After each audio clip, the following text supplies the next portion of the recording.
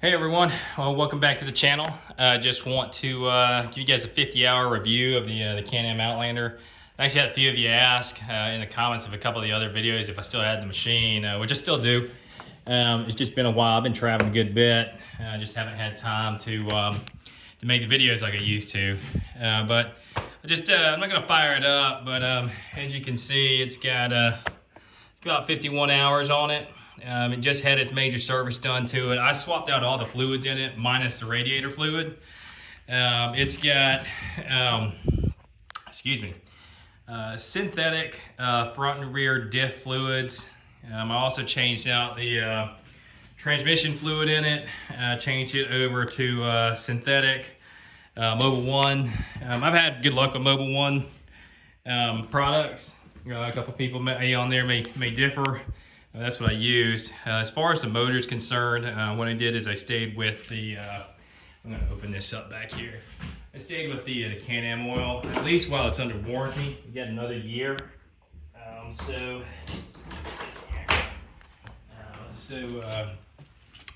I went ahead and stayed with that just because, if something blows up on it or something like that, I can take it back to them and it's got the right fluids in it. But definitely one of the things I would suggest is changing the diff fluids. I'd probably do that almost after any ride that's riding through any water with, or any deep water.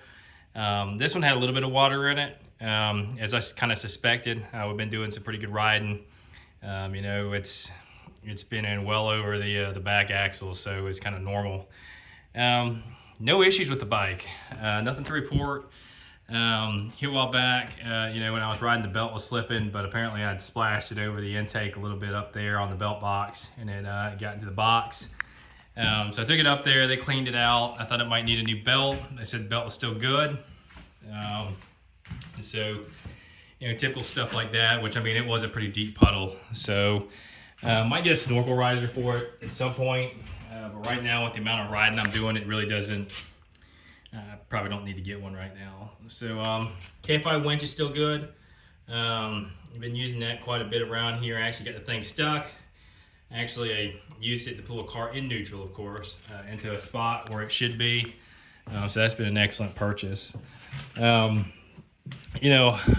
all the people out there that say Can-Ams are garbage or whatever, I beg to differ. And that's coming from a Honda owner. This bike has been nothing but spectacular. Cranks, fires up. I haven't had any trouble out of this bike at all. I think the reason that a lot of these bikes get bad raps is, number one, they make a lot of power. It is easy to break stuff whenever you're making a lot of power and you're off-road. That goes for anything.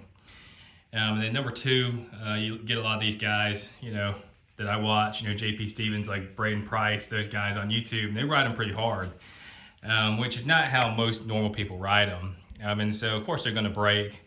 And then a lot of times, one of the things I see a lot of people don't do is, a lot of these times that you're watching these videos, you'll see them break a diff or something like that. A lot of times they're not swapping the fluids in it after every ride. For me, it was pretty in depth to swap the fluids out. A lot of tight space to put your hands in. I think a full service on it running about $250 down the road at Blackman's Can-Am. I'm in Pennsylvania. So next time, that's probably what I'll be doing. I'll be taking it down there and let them do it. $250. The fluids themselves, I think the oil from BRP was about $50 with the filter. It was probably $30-40 for the synthetic for Mobil 1 for the transmission and the two differentials.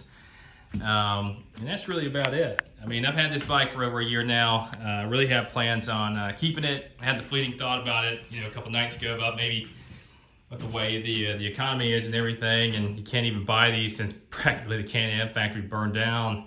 I thought about going out and maybe selling this one and just ordering a Outlander XMR, but I think that really doesn't make a ton of sense because this one's already set how I want it. I'd be looking at buying another winch to replace that crappy Can-Am winch that comes with them. It would be nice to have the lift in the tires, but I do still use this a good bit for utility around the house. So I think if anything, I'll hang on to this one, and then it's not going anywhere. you know, so we'll just keep it regardless of if I got another one or not, which that's way on down the road. But yeah, I'm trying to figure out how to reset the maintenance light on it. I'm sure there's a video on it somewhere on YouTube, because whenever you fire it up, the maintenance light kicks on. It's just telling you to change the oil. So if any of you guys know how to do it, please tell me in the video or write down in the comments. But yeah, that's really about it. You know, still on the original belt. You know, I know that's the thing on the forums. Everybody's like, "Oh, Can-Ams, they eat belts." Nope, still on the same belt. You know, I'll probably swap it out for a Maverick belt whenever the time comes. But so far, no regrets. And that's, like I said, that's coming from a Honda owner. And you know, it's been nothing but reliable. So I know for a fact that a lot of folks probably aren't expecting that. I don't see a lot of long-term reviews on these online. But you know, as we hit 75, 100, 150 hours, you know, I kind of keep documenting the outcome as it comes along. So, but anyways, please like and subscribe. Thank y'all for watching the videos. Appreciate y'all asking the questions. Keep them coming, and y'all have a great night.